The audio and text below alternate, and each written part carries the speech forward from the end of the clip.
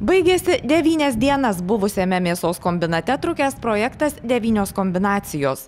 Suvienyti iniciatyvinės grupės Kilpos, 20 miesto mokyklų 11 ir 12, vadovaujami 10 įvairių menų sričių studentų, kūrė gyvybės temą.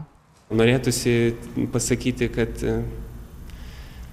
palaukit, mes dar nebaigėm, nes taip ir yra. Ta prasme, šiek tiek vėliau bus projekto sklaida ir mes dar turime perliukų, kuriuos norėsime parodyti čia Panevėžiui, kitiem miesteliam, miestam.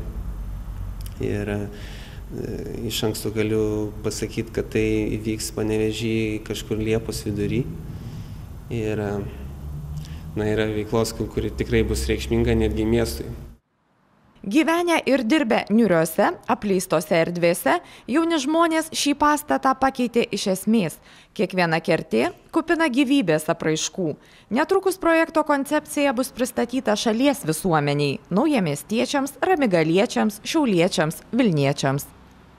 Šis edukacinis projektas, tai praktiškai visos pastangos buvo dėtos į tą minties kaitą pačiame žmoguje, kaip jis viską supranta. Ir mes dabar kalbam, kaip moksleiviam yra sunku grįžti į tą paprastą gyvenimą, nes čia mes daugiau galbūt gilinamės į tos tokius dvasinius dalykus.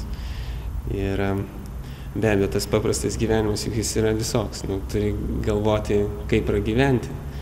Moksleiviai turi galvoti, kaip baigti 12 klasę, kaip įstoti. Tai žodžiu,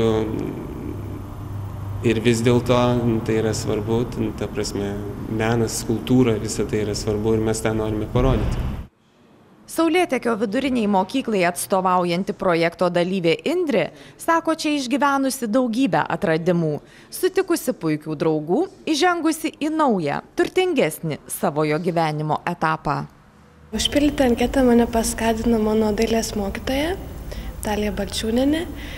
Ir iš tikrųjų pildydama nelabai aš ten ką ir galvoju, čia gal toks eilinis projektas, galvoju, bus smagu sudalyvauti, bet iš tikrųjų atėjau čia visiškai neturėdama jokio supratimo apie meną, kas labai paskui jautėsi, bet laikui bėgant aš atradau tą meną ir aš esu labai laiminga, kad jis dabar mano gyvenime užpildo labai didelę dalį.